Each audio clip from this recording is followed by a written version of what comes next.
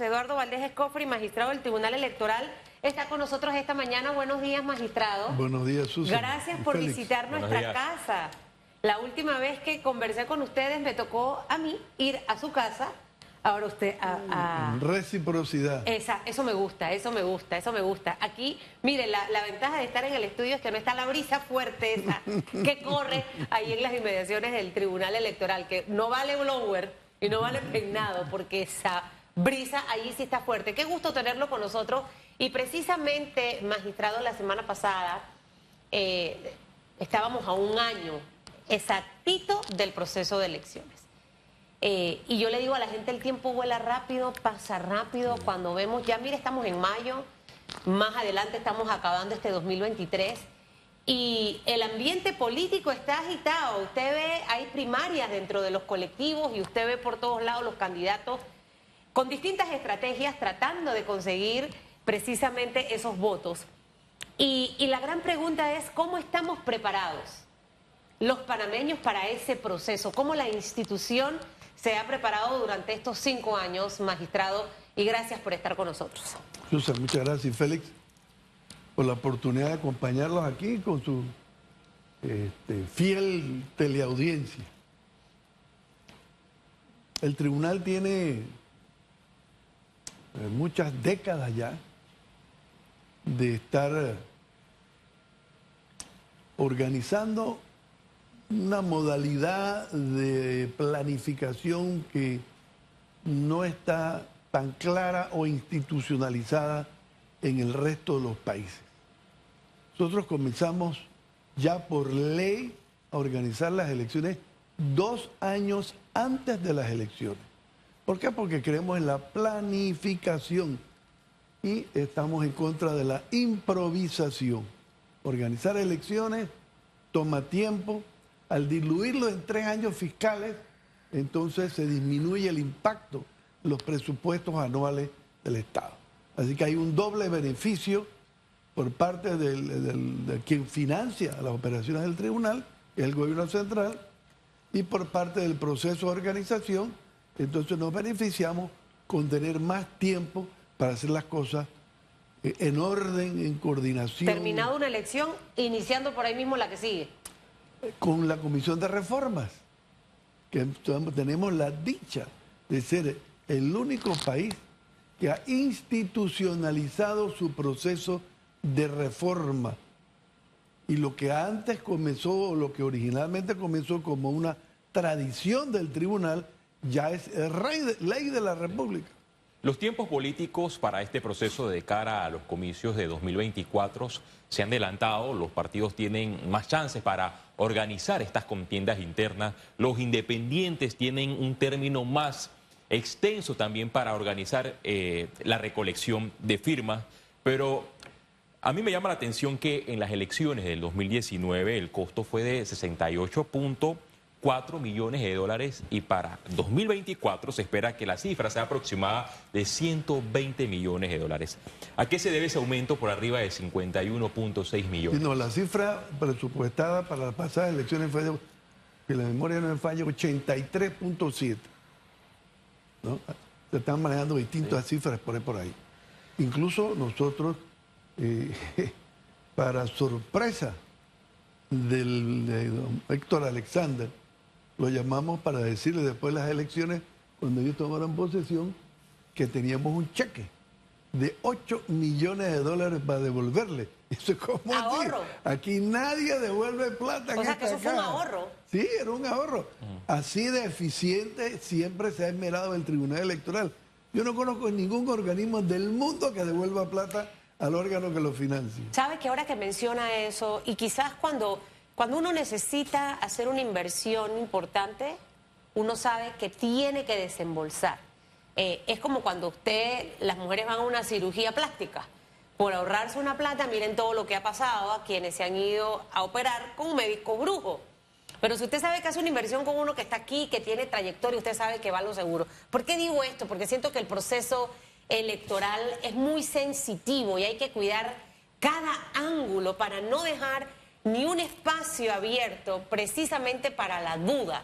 en ese caminar y de esa preparación que hacen con tanta anticipación, señor magistrado, ¿qué elementos nuevos vamos a tener en estas elecciones del 2024? O sea, si en las anteriores elecciones ocurrió esto, hemos tomado este control, tenemos este nuevo software, tenemos esta nueva implementación, precisamente para garantizar esa transparencia que es importante tenerla.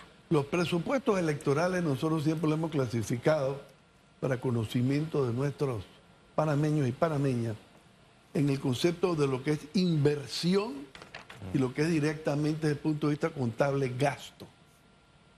Las inversiones son activos que quedan en el estado, situación y el balance financiero del Tribunal Electoral. Es un activo que poseemos. Y el Tribunal Electoral aprovecha, como muchos organismos electorales, con la periodicidad de las elecciones, ya sean 4, 5 o 6 años, para renovar, sobre todo en materia de tecnología, que ustedes aquí lo viven, es tan dinámica. No terminamos de hacer una inversión cuando ya sale una nueva versión, o del hardware o del software, que nos obliga a actualizarlo. Más cuando el tema de la ciberseguridad está tan de moda, poniendo en peligro a tantos organismos electorales. Así que el rubro de inversión en hardware y software para proteger nuestra plataforma, no solo de elecciones, que es proteger el sistema de transmisión de cuando salen los datos de la mesa de votación en los centros de votación al centro de prensa, donde ustedes incluso captan la señal nuestra, que todo ese trayecto de transmisión pues venga por los equipos más sofisticados, con tecnología a grado militar, incluso al nivel de encriptación, para que no pueda ser víctima de interrupción y mucho menos de alteración. Así que eso por un lado. Y aparte está el sistema de la plataforma operativa diaria, porque el tribunal es algo más que tribunal, es registro civil de las personas naturales, que es un servicio que damos por ley públicamente en todos los 81 distritos del país, el servicio de emisión del documento de identidad personal. O sea que si algo comenzara a fallar en la plataforma operativa, claro, ya comienza a tener impacto. Quiere decir que entonces no vamos a tener cédula para poder ¿cuánto votar. es el monto que se destina específicamente en inversión? Y los gastos me imagino que los han ido controlando para tratar de bajar gastos, por eso regresaron 8 millones de dólares. En parte, porque entonces viene la competencia entre los partidos del tribunal. ¿Quién le paga más al que va a reclutar de la sociedad para que represente sus intereses en la mesa de votación? Entonces, ahí estamos compitiendo. Originalmente comenzamos en 25 balboas, después subimos a 30, después a 40, después a 50, ahora ya estamos en 80, que se le va a pagar de viático a todos los que van a dedicarse, más de 34,000 personas que tenemos que reclutar con las reservas por problemas de última hora que se le presentan a la ciudadanía. Pero eso es otro tema interesante, que la gente se olvida. ¿Quién es el que cuenta en Panamá los votos? No es el tribunal, son los panameños y panameñas que son reclutados de la sociedad civil, es decir, sin compromiso político partidario, para representarnos a todos, primero en el desarrollo de la votación y luego en el escrutinio. Pero magistrado, si nos puede confirmar si la cifra es esa la correcta, la de 120 millones de dólares aproximados para los comicios. Tenemos que ir a sustentarla a la Comisión de Presupuesto. ¿A qué se debe este aumento en comparación a...? En la gran inversión de tecnología, que con la pandemia se atrasaron todos los pedidos. Usted mencionó el tema de los hackeos. Sabemos que en las elecciones pasadas también el Tribunal Electoral, el sistema informático, recibió intentos de hackeos, cosa que no sucedió, no prevaleció. Pero ahora está de moda la inteligencia artificial. No sé si recordamos esas imágenes famosas donde alteraron la imagen del Papa Francisco. Una cosa similar podría suceder en Panamá con la inteligencia artificial, donde podrían colocar las imágenes falsas de los magistrados para generar suspicacia en el proceso. ¿Cómo se prepara el Tribunal Electoral ante la inteligencia artificial? Bueno, usando el mismo software que se utilizan los que pretenden hacer las cosas de manera irregular o de manera ilegal. Y el hecho es que en las pasadas elecciones nosotros tuvimos 90 millones de solicitudes para tumbarnos los sistemas a base de lo que se llama denegación de servicios. ¿Cuántas dijo? 90 millones de intentos de tumbarnos la página web y no fue posible, porque nos preparamos con tiempo, con distintos niveles de revisión de parte de distintas organizaciones. La UTP participa, nuestra empresa de seguridad informática para mí también participa. Y de último, empresas internacionales que contratamos que le dan la última revisión. En esa investigación que hizo el Tribunal Electoral, ¿lograron determinar si esos intentos de hackeo vinieron de Panamá o del exterior del país? No, el grueso viene del exterior, ¿no? Porque montan son call centers, bots, equipos automatizados que comienzan a disparar mensajes como si fueran legítimos o orgánicos, ¿no? Y simplemente uno ya sabiendo por dónde que es la cosa, tiene unos sistemas de hardware y software que nos protegen frente a este tipo de intentos. Ahora, dentro de esas investigaciones que hicieron, o sea, porque imagínense, 90 millones, wow. No se puede investigar los 90 millones de intentos, pero arrojó si venían de aquí, si eran de afuera. No, el grueso es de afuera. El grueso es de afuera porque lo que se busca es el anonimato.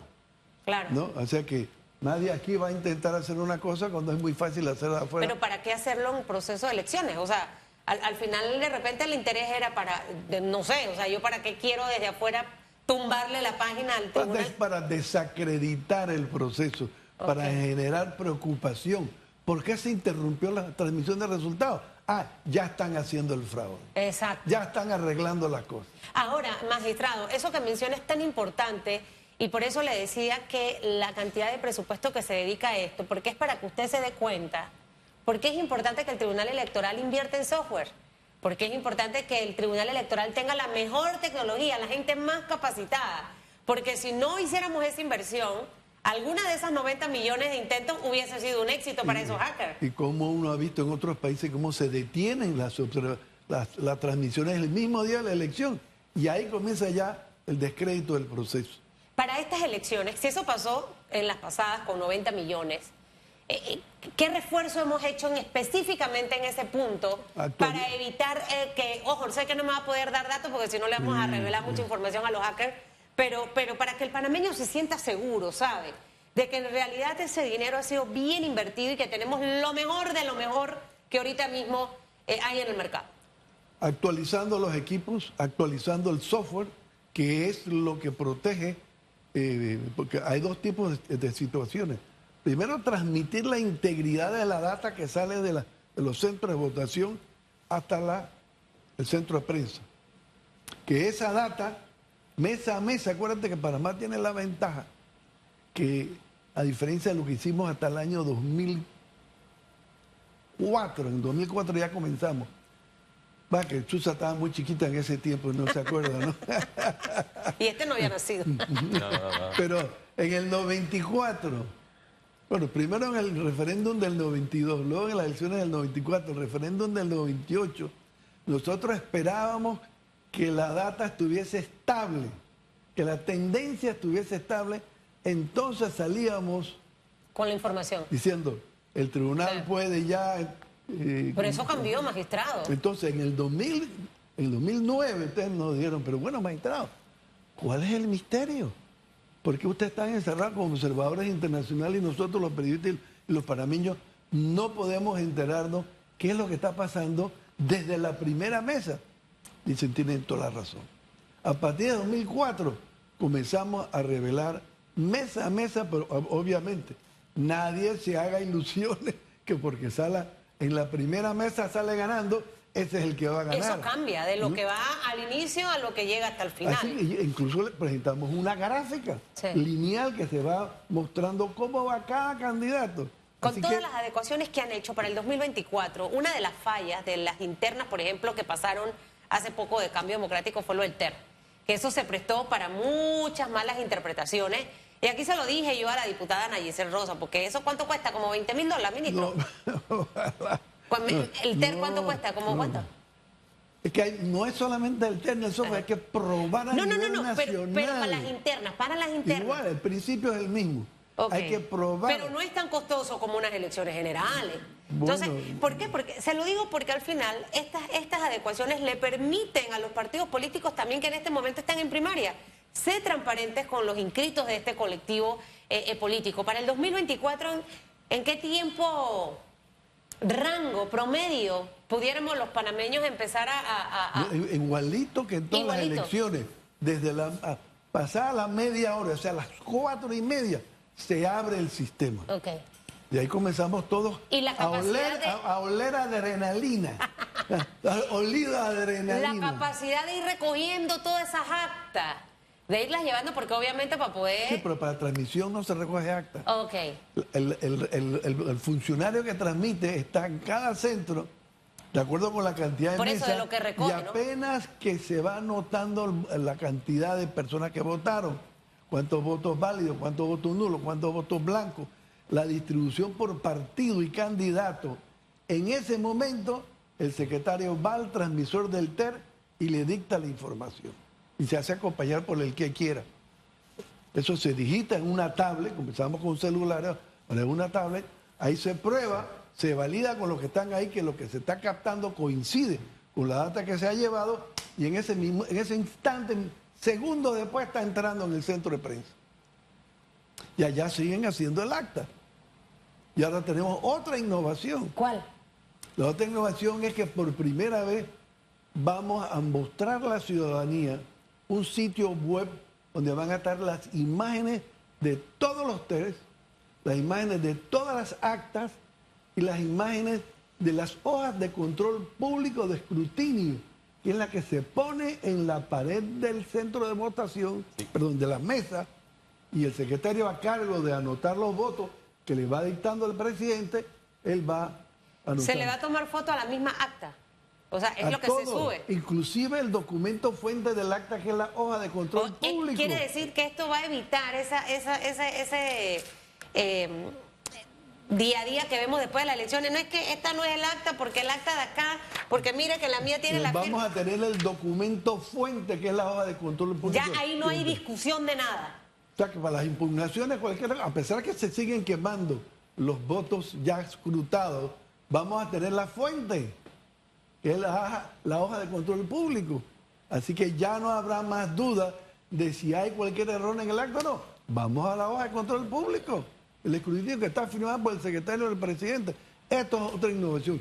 Todo eso va a estar en un sitio web para la auditoría ciudadana. Me encanta. Magistrado, hablando de este proceso de transparencia y de auditoría ciudadana, bueno, ya las personas han comenzado a reaccionar por sus declaraciones aquí en EcoTV, y las personas que lo están escuchando por RPC Radio envían un informe que en su momento dio en el 2014 la Organización de los Estados Americanos, específicamente la comisión que envió al país, y también emitió algunas recomendaciones. Sugirió a Panamá en su momento también que el gobierno tome medidas para asegurar la integridad de las bases de datos estatales a fin de garantizar el derecho a la privacidad a la ciudadanía, su información confidencial que no sea utilizada para fines políticos y electorales.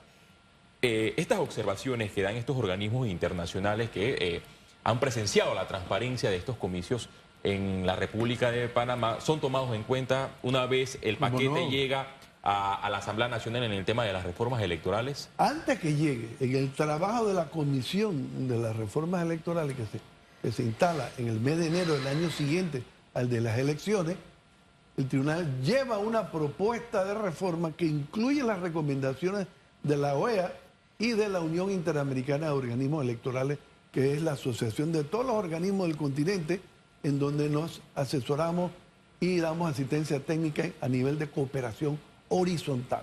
Oiga, hablando del tema de reformas, bueno, sabemos que el país siempre vive el proceso de reformas electorales, como usted lo mencionó. Creo que somos el único país de la región y quizás del mundo que pasadas las elecciones somete el código electoral para evaluar y mejorarlo. Pero me llama la atención que pese a esta reforma que se hizo en la Asamblea Nacional y que pasó por la Comisión de Gobierno, a pocos meses para este proceso de mayo de 2024, digo poco porque falta un año exactamente, hay una nueva reforma que tiene que ver con el tema de las papeletas para evitar la quema de papeleta. Ya existe una postura en firme del Tribunal Electoral porque pese a los cuestionamientos hay diputados del PRD que para esta legislatura, para este periodo, van a insistir en esta reforma. Sí, bueno, la salida nuestra es capturar la imagen de la hoja de control público del escrutinio, porque es la fuente del acta. Ahí están recogidas las boletas escrutadas. Así que es una forma distinta de decir, no vamos a quemar las boletas, pero vamos a hacerlas, pero vamos a preservar el documento que contiene los votos que generaron cada una de esas boletas. ¿Podría darse el famoso paquetazo con esa iniciativa? Porque es lo que han cuestionado cuando se presentó el proyecto Sí, de bueno, ley. ese término incluso lo usamos nosotros. Aquí la pesadilla de las décadas de tantos fraudes antes de la invasión, imagínate, era tradicionalmente, sobre todo mucho antes del 72, era simplemente, no, contemos los votos. No, pues si lo acabamos de contar, no, vamos a recontarlo porque tengo información. Y venían y las noches te cambiaban las urnas, los votos que estaban en las urnas. Entonces, de ahí viene el término los paquetazos.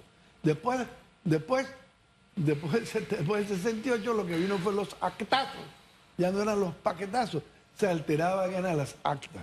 Así que hemos ido superando estos traumas que han ido alterando la voluntad popular. Es decir, que la postura del Tribunal Electoral es que ya no se hagan reformas, sino que esperemos que el proceso finalice y que nuevamente la Comisión Nacional de Reformas Electorales se reúna y que el paquete entonces nuevamente llegue a la Comisión de Gobierno. Y la preocupación esa por mantener las boletas escrutadas se sustituye efectiva y realmente por la misma fuente que son los votos que se han anotado en esta hoja de control público, que se anotan frente a todo el público. Y es que creo que esto que nos acaba de decir de la auditoría online que se va a dar, en realidad ya no da cabida para esa iniciativa, que creo que eso no iba a avanzar, Félix, porque el diputado Leandro Ávila se dio cuenta que habló de eso y que al final eso generó más opiniones en contra. Ahora, creo que ha mencionado muchas cosas importantes de lo que se avecina para el proceso electoral del 2024 y que eso nos debe dejar con la tranquilidad, magistrado, de que en realidad nos hemos preparado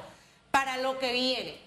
Pero también en este momento coyuntural, y creo que eso vamos a hacerlo después de la pausa, porque tenemos que irnos a la pausa y regresar, a mí me gustaría conversar un poquitito de este tema de las primarias, de los partidos políticos, el tema de los espacios que son reservados, de los que no son reservados, el porcentaje hasta donde pueden reservar, porque esta es como la antesala de lo que viene de las elecciones y ya las puertas de la casa de la gente están siendo tocadas por todos los candidatos.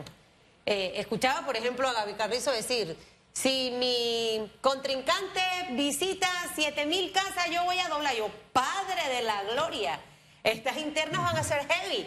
Entonces me gustaría hablar un poquito de ese proceso también previo a las elecciones, de lo que vamos a ver todos los panameños. ¿Le parece, magistrado? No, claro que sí. Y también de otras adecuaciones, porque, mire, hay agencias del Tribunal Electoral que funcionan hasta los sábados. O sea, hay una serie de servicios Los 7 días de la semana. novedosos, exacto. Y creo que hay que hablar de eso. Desde el 1 de junio del año pasado, Organización Electoral trabaja los 7 días de la semana. Hay unas maquinitas también, si se mantienen, para sacar los certificados y todo eso. Los kioscos de autogestión. Porque nada más, como usted lo decía al inicio, no es el tema de elecciones, o sea, son muchas cosas más. Seguimos con el magistrado Eduardo Valdés Escofari, quien nos visita hoy aquí en Radiografía, y hay que aprovecharlo al máximo, porque estas visitas no pueden ser tan frecuentes por la apretada agenda. Hemos hablado de varios temas interesantes en el primer bloque, y que creo que lo que debemos transmitir y contagiar es que el tribunal se ha preparado para tratar de desarrollar unas elecciones transparentes. Ha tenido que invertir en tecnología para precisamente evitar que más hackers intenten. Si 90 millones lo hicieron en las elecciones pasadas, ahora imagínense estas elecciones del 2024. Mientras todo esto ocurre y nos preparamos, magistrados, para todo este proceso electoral, los partidos políticos están viviendo también otra fiesta democrática, que son básicamente este proceso de primarias. Y algo que ha generado un poco de ruido realmente es el tema de los espacios reservados. ¿Hasta qué porcentaje se puede reservar? Veíamos cómo, por ejemplo, el PRD iba con una lista inmensa de espacios reservados y tuvo el Tribunal Electoral que obviamente emitir su opinión frente a este tema, y ahí se hicieron correcciones. O sea, ¿hasta dónde un partido político tiene la capacidad de hacer estas reservas y yo no sé si esto de una manera u otra es golpear también un poco la democracia, ¿sabe, magistrado? ¿O es parte del proceso? Mira, esto es lo que los estatutos de los partidos le permitan establecer. Dentro del parámetro que en la última reforma se introdujo por primera vez. Se dijo el partido principal versus sus partidos aliados, a pesar de que ahora mismo todavía no hay alianza, pero cada uno ya sabe quién es el que va a liderizar o no una nómina presidencial, se estableció el 40% de tope que se podía reservar, pero por tipo de cargo. Y estaba tratando de por acá de ver si tenía los porcentajes. Establecidos. Los porcentajes que terminaron reservando cada partido. Y las cifras varían mucho. Por ejemplo, el PRD creo que aparece llevando a primarias arriba del 82% de sus cargos. ¿Y eso está bien? ¿Sí? Está dentro de los estatutos, cumple con el 40% por tipo de cargo. Porque obviamente los valores extremos siempre te alteran los promedios. Entonces, cuando tú tienes 701 corregimientos, en los cuales tú puedes postular, y nada más tienes 71 cargos para diputados, entonces obviamente hay una enorme diferencia. En julio también los partidos políticos, más allá de sumarse a este proceso de primarias, también deberán, aquellos que hicieron reservas de puestos, el poder indicar qué va a ocurrir con esos puestos, porque eso hay que llenarlo. Y hay varios de los candidatos que no fueron a primarias precisamente por esto. O sea, en julio ocurren muchas cosas interesantes. Más allá del proceso interno de primarias de varios colectivos políticos, también poder tener el panorama un poco más claro de lo que va a ocurrir. Junio y julio son para las primarias. Luego vienen entonces las negociaciones agosto y septiembre para las alianzas. Porque las alianzas se tienen que comunicar al tribunal en el mes de septiembre. Así que en septiembre ya los partidos saben si lograron formalizar alianzas. Y ahí se llenan los espacios. ¿Y para qué cargo? Y en aquellos casos donde no lograron ponerse de acuerdo para una alianza, entonces ellos lo tienen que llenar con sus propios miembros. La estrella de Panamá, magistrado, esto se lo pregunto porque me generó un poquito de duda al verlo. Partidos deberán definir en julio los candidatos que no fueron a primaria. Los partidos políticos no solo deberán elegir en primarias entre junio y julio las figuras que estarán en su papeleta. El calendario electoral les impone otra acción. En los lugares que se hicieron reserva o que no son sometidos a elecciones primarias, deberán ser llenados y esa escogencia de a dedo será a más tardar el 31 de julio. ¿Esto es así o no? Sí, pero no de a dedo. Perdón. Ese dedo se acabó hace rato aquí en Panamá. Es el organismo partidario, de acuerdo con los estatutos, con la presencia del Tribunal Electoral, garantizando el voto secreto de los que integran ese organismo, con la presencia de la Secretaría Femenina, que dé fe de si las postulaciones que se pretenden hacer en ese momento a través de ese organismo estatutario cumple o no con la paridad. ¿Y a septiembre entonces qué cabe? O sea, porque obviamente luego de junio y julio de las primarias es cuando viene el coqueteo o el romance más formal. Sí. En el mes de junio y julio los partidos saben qué cargos tienen que llevar a primarias, cuáles han reservado para ellos hacer postulaciones directas y qué otras postulaciones van a hacer en función de alianzas. Las que están en función de alianzas se aguantan hasta agosto o septiembre que decían si hay alianza o no. Pero las que ellos siempre han sabido que no van a llevar alianza, sino que el organismo partidario, de acuerdo con los estatutos, es el competente para postular fuera de primaria, esa la tiene que hacer en julio. A eso es lo que se refiere esa noticia. Así que hay varios grupos. Los que van a primaria, los que no van a primaria se dividen en dos grupos. Los que se postulan directamente y los que van para alianza. Y los que van para alianza son los últimos que se aguantan. Agosto, septiembre. Entonces, cuando el partido dice, hubo alianza, entonces esas se tienen que comunicar al tribunal. no hubo alianza, igual tengo que postular. Pero entonces regreso, como si fuera en julio, a ver cuál es el organismo partidario que me permita llenar esas vacantes que me quedaron porque no se formalizó una alianza. En este proceso de alianzas y también de grupos por la libre postulación que están recolectando firmas, hay figuras de partidos políticos que están en esta carrera de recolección de firmas. Supongamos que X figura de cualquier cargo de elección popular no llega entre los 3 con más firmas y tendrá chance de ir a su partido y ocupar algunas de las reservas para los distintos cargos, o automáticamente al participar en el proceso de libre postulación no puede correr en el partido. Los partidos solo pueden postular a los candidatos que han ganado y su postulación está en firme por la libre postulación para incluirlos en su papeleta. Eso es sin perjuicio de que aquellos que no llegaron, oye, yo quiero incluirte a ti como parte de mi cuota de postulación directa. Así que ellos, estos tienen doble opción, porque no llegaron a competir, ¿no? Tienen chance de correr por ese colectivo político. Me llama la atención que este proceso de recolección de firmas es más extenso que en el quinquenio. No, perdón. Hay una confusión ahí, Félix. Tenemos, de hecho, como un mes y medio menos que hace 5 años. Es que ya van, revisando algunas de las cifras, 1.6 millones de firmas recolectadas, más que en el quinquenio pasado. Solamente 320,000 se consiguieron en el mío, Félix, 5 o 6 veces más. Así que ¿cómo alguien va a estar quejándose de que hay más trabas cuando lo que hay es exactamente lo contrario? 5 veces más de firmas se han recogido en el mismo periodo de tiempo. Hay 5 veces más firmas. El reto del Tribunal Electoral es mucho más grande con el tema de la depuración. Sabemos que en su momento hubo un escándalo por las firmas fraudulentas, pero se desconoce hasta el momento cuándo el Tribunal Electoral va a detallar, va a develar qué precandidatos de libre postulación hasta el momento están vinculados en este proceso de firmas fraudulentas. Te corrijo, Félix, no son firmas fraudulentas. Estamos hablando de recolección de firmas con el famoso app en el celular. Esto es una innovación que solamente Panamá la ha tenido para poder brindarle la facilidad. Y el app lo que establece es un procedimiento. Sí, es que yo le menciono el término de firmas fraudulentas porque así fue presentado ante la Fiscalía Electoral en las denuncias que en su momento se presentaron. Sí, pero realmente no son, es un término equivocado que lo hemos estado corrigiendo.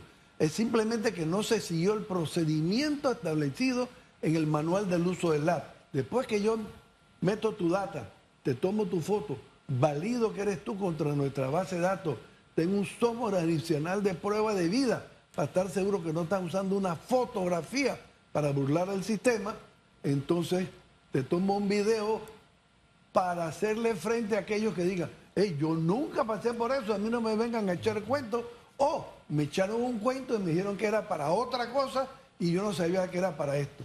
Entonces ahí viene el video donde te tomo la prueba, dime tu nombre, a quién tú estás apoyando y tengo que verte claramente para estar seguro que eres tú. Eso no es fraude, eso es simplemente, digamos, es negligencia en el desarrollo de la habilidad para tomar el video.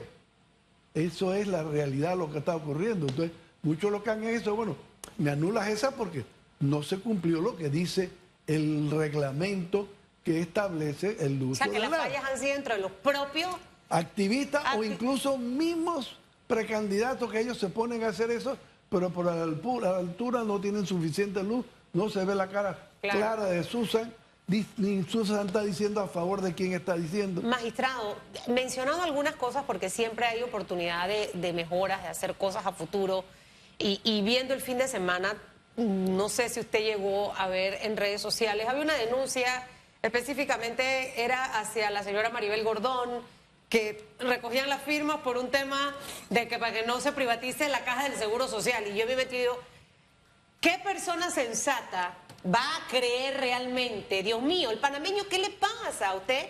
Cuando va a firmar, tiene que saber lo que está firmando y para eso entérese de la información yendo a las fuentes correctas, porque no hay ninguna lista de nada para no privatizar ninguna caja de Seguro Social.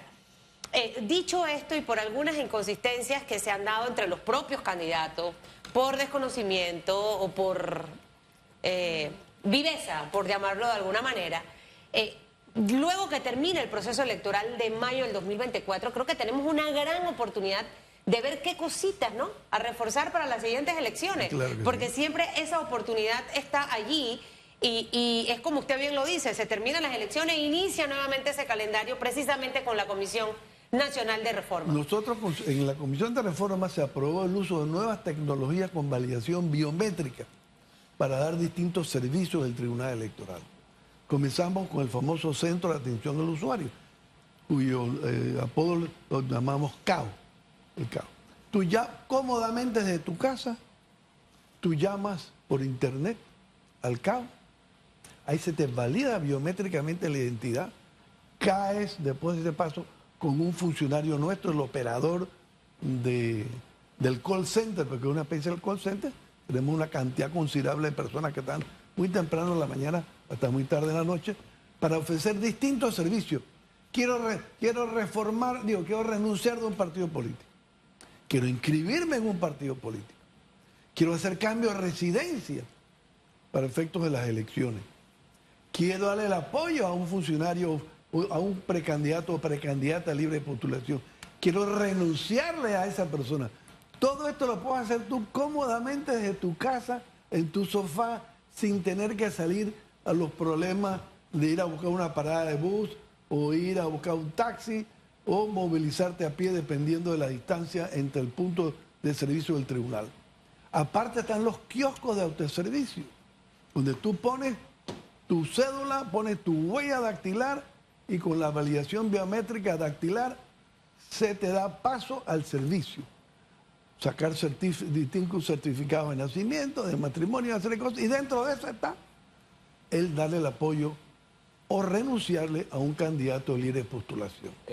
Magistrado. Aparte está el LAP, que fue el último con que arrancamos, pero ya lleva la mitad de ese 1.6 millones de firmas, lo lleva el LAP.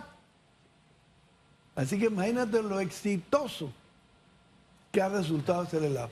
Se nos acaba el tiempo, magistrado, pero me gustaría hacerle algunas preguntas antes de finalizar.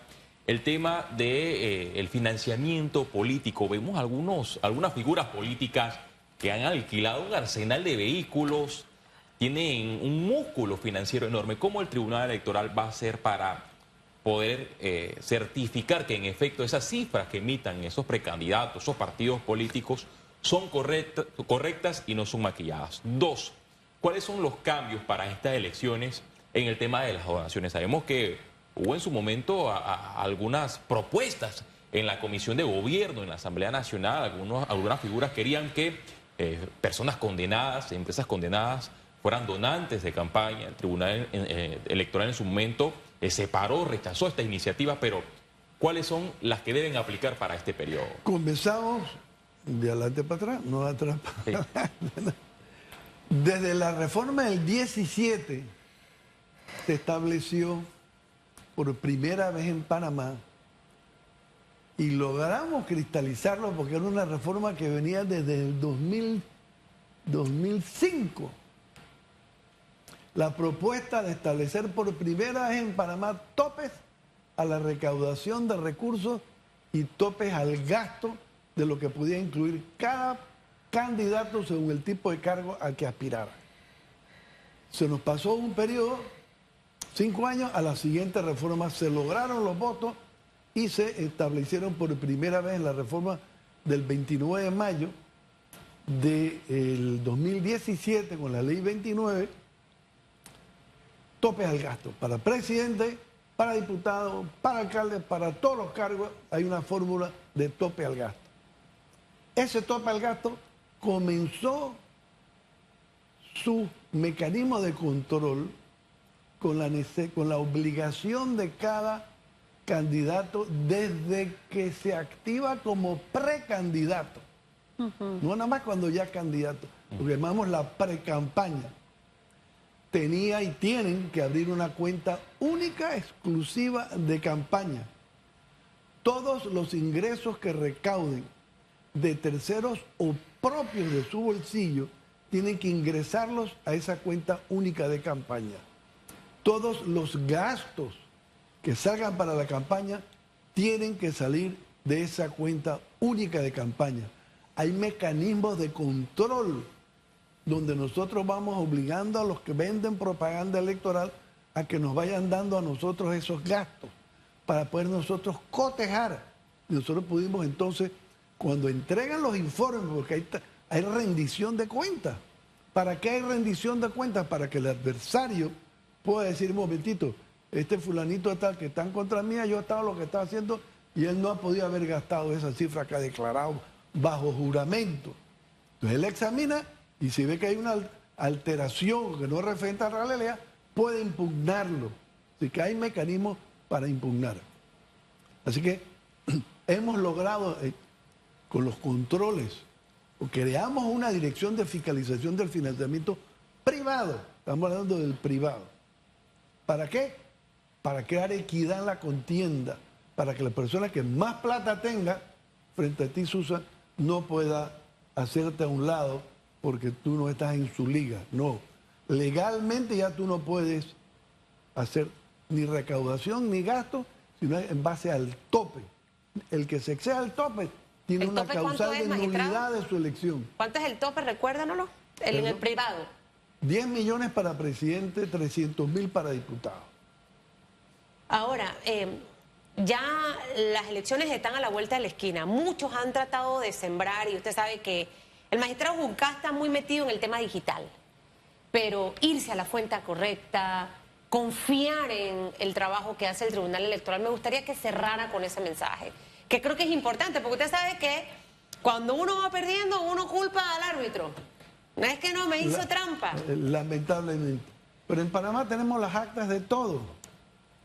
Así que aquí, por más que digan que tenemos el voto electrónico en 20 mesitas de 7.500 mesas, ese voto electrónico que es el más transparente de todos, porque después que tú votas en Atlapa, si te toca votar ahí, te sale un slip de comprobante que tú vas y lo depositas en una urna. Si alguien dice, no, yo no estoy de acuerdo con los resultados que esta maquinita ha dado aquí, contemos las boletas. Así que es perfecta y 100% auditable. Y ahora se le está poniendo a que el voto por internet que han venido utilizando los panameños del extranjero, ahora va a tener una validación biométrica, además de contraseña para su uso. Así que en cada elección vamos más poniendo más control. El panameño que se sienta seguro y tranquilo. Tiene que hacerlo. La realidad así lo hace. Que hubo alguna irregularidad que yo considero que esa acta no representa lo que debió haberse contado ahí, de acuerdo con mis evidencias. Impugne. Para eso está la etapa de la justicia, que ahora está a nivel de 2 instancias, juzgados de primera instancia, administrativos electorales, que luego vienen en apelación donde nosotros. Antes era todo con nosotros en una única instancia, y nada más que había recursos de reconciliación.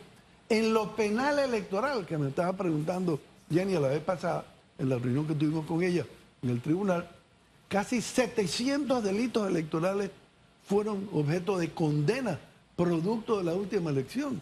Así que sí está funcionando la justicia electoral a nivel de distintos casos.